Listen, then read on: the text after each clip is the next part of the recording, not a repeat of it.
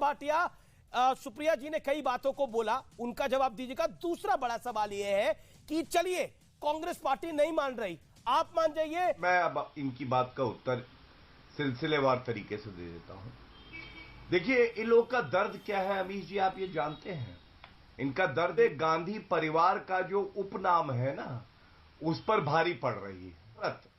नफरत का मोतियाबिंद, उसमें गाली देते हैं, देश को भी गाली देते हैं, अपमान करते हैं। अभी जाफर तो है राहुल गांधी, मैंने एक उदाहरण दिया, मैं दूसरा भी दे देता हूं, ये देखिए।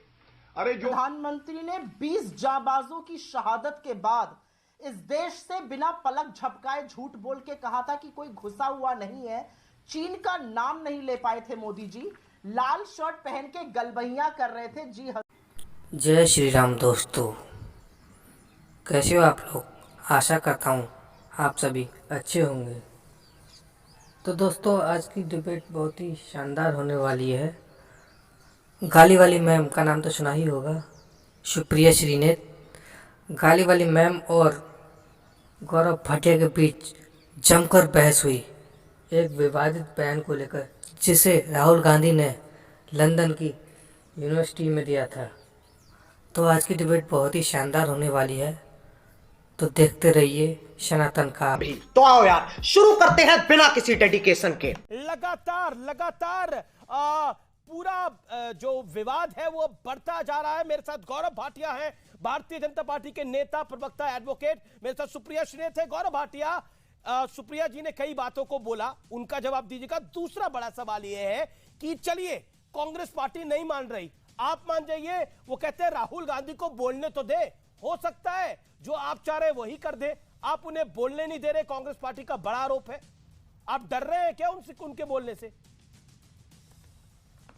60 सेकंड। अमीर जी, सबसे पहले तो ये जो विशेषाधिकार है ये स्पीकर महोदय का है, तो स्पीकर तय करेंगे कि क्या करना है। लेकिन मैं अब इनकी बात का उत्तर सिलसिलेवार तरीके से दे देता हूं।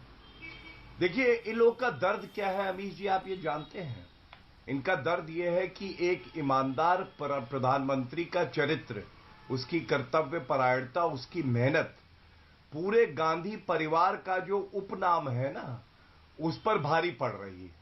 तभी ये विदेशी धरती पर जाकर ये मोदी जी से नफरत का मोतियाबिंद, उसमें गाली देते हैं, देश को भी गाली देते हैं, अपमान करते हैं। अभी मैंने सुना कांग्रेस की प्रवक्ता ने कहा एक सांसद का अपमान कैसे कर दिया मीर जाफर बुला के। अरे मीर जाफर तो है राहुल गांधी, मैंने एक उदाहरण दिया, मैं दूसरा भी दे देता हूं, ये देखिए। अरे जो मैं दिखा रहा हूं, आपकी आंखें खुली की खुली रह जाएंगी। देखिए, पहले जब पाकिस्तान ने डोजियर दिया यूनाइटेड नेशन सिक्योरिटी काउंसिल को, तो उसमें किसका वक्तव्य था देश के खिलाफ? राहुल गांधी का। अब आप मुझे बताइए, ये मीर जाफर जैसा चरित्र और हरकत नहीं है क्या? और राहुल गांधी को 3C वायरस ने ग्रसित किया हुआ है। 3C वायरस है ये। पहला क्या है? करप्शन का C है, भ्रष्टाचार के आरोप पे ही बेल पे बाहर है। दूसरा है C, कंफ्यूज्ड। कंफ्यूज क्यों कहता हूं? अरे इंदिरा गांधी जी ने वीर सावरकर जी को सच्चा सपूत बताया भारत माता का, उन्होंने सब कुछ नछावर कर दिया। राहुल गांधी अपमान करते हैं वीर सावरकर जी का। जी जी, और तीसरा C राहुल गांधी, मैं तीसरा C नहीं बताता हूं, क्योंकि पूरा भारत जानता है कि राहुल गांधी क्या है, ठीक है, इसलिए तीसरा C छोड़ देता हूं। अब मैं एक बात और कहता हूं। देखिए, राहुल गांधी अगर आज माफी मांग ले तो क्या जाएगा, माफी वीर तो ये लोग हैं। राहुल गांधी ने सर्वोच्च न्यायालय के समक्ष माफी मांगी, और आज पवन खेड़ा ने माफी मांगी है सर्वोच्च न्यायालय के सामने। जो नारे लग रहे थे ना, कब्र खुदेगी मोदी जी की, यही लोग लगा रहे थे, ये भी शायद वहां बैठी थी। तो आज माफी मांगी है पवन खेड़ा ने, आदेश में आया है, मेरे सामने है। तो एक माफी और मांग ले। अगर देश का अपमान करोगे तो माफी तो मांगनी ही पड़ेगी। और अंत करूंगा, हम कौन से वाले की सुने? राहुल गांधी की सुने, जो भारत जोड़ो यात्रा के दौरान कह रहे थे भारत में मोहब्बत ही मोहब्बत है, हर जगह लोग एक दूसरे को चाहते हैं। या राहुल विंची की सुने, जो कहते हैं कि भारत में लोकतंत्र खत्म हो गया है। जी, लेकिन मेरे सवाल का जवाब राहुल अगर बोलेंगे तो पता लगेगा क्या बोलना चाहते हैं। उस सवाल का जवाब 15 सेकंड और दे रहा हूं मैं गौरव भाटिया आपको। मैंने तो सबसे पहले दिया। मैंने सबसे पहले ये कहा कि ये स्पीकर तय करेंगे कि वो क्या तो कार्रवाई इस पे करेंगी। बीजेपी अगर माफी अगर सदन में बोलेगी तो संसद कैसा चलेगा? वो जेपीसी की मांग को स्थगित करें। आप बताइए, मैं अभी जी आपसे पूछता हूं, सुनिए, मैं आपसे एक सवाल पूछता हूं जी। राहुल गांधी ने कहा लोकतंत्र खत्म हो गया है और मीडिया भी खत्म हो गई है। क्या आप डरे हुए हैं? क्या न्यूज 18 खत्म हो गया? नहीं, देखिए, राहुल गांधी ने कहा न्यायपालिका खत्म हो गई है। पवन खेड़ा को हम अपना आज काम कर रहे हैं। हम कांग्रेस के शासन में भी अपना काम कर रहे थे, हम वीपी सिंह के शासन में भी अपना काम कर रहे थे, हम अटल बिहारी वाजपेयी के शासन में भी अपना काम कर रहे थे, हम डॉक्टर मनमोहन सिंह के शासन में भी अपना काम कर रहे थे, हम नरेंद्र मोदी के शासन में भी अपना काम कर रहे हैं। जो सवाल शासन प्रशासन से पूछने होते हैं वो पूछे जाते हैं, जो सवाल विपक्ष से पूछने होते हैं वो पूछे जाते हैं।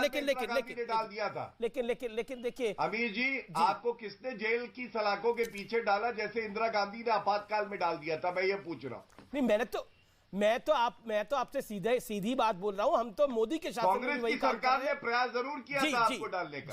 जी, मैं सुप्रिया जी का रुख कर लेता हूं। सुप्रिया, राहुल गांधी विदेशी धरती पर भारत पे प्रहार कर रहे हैं।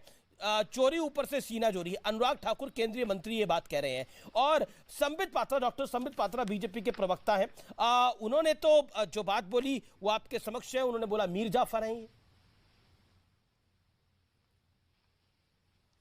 मैं इन दो इंडिविजुअल्स पे अपनी प्रतिक्रिया भी दूंगी, लेकिन उससे पहले मैं ये बता दूं कि इस देश के प्रधानमंत्री ने 20 जाबाजों की शहादत के बाद इस देश से बिना पलक झपकाए झूठ बोल के कहा था कि कोई घुसा हुआ नहीं है। चीन का नाम नहीं ले पाए थे मोदी जी। लाल शर्ट पहन के गलबहियां कर रहे थे, जी हजूरी कर रहे थे, लाल आंख नहीं दिखा पाए थे।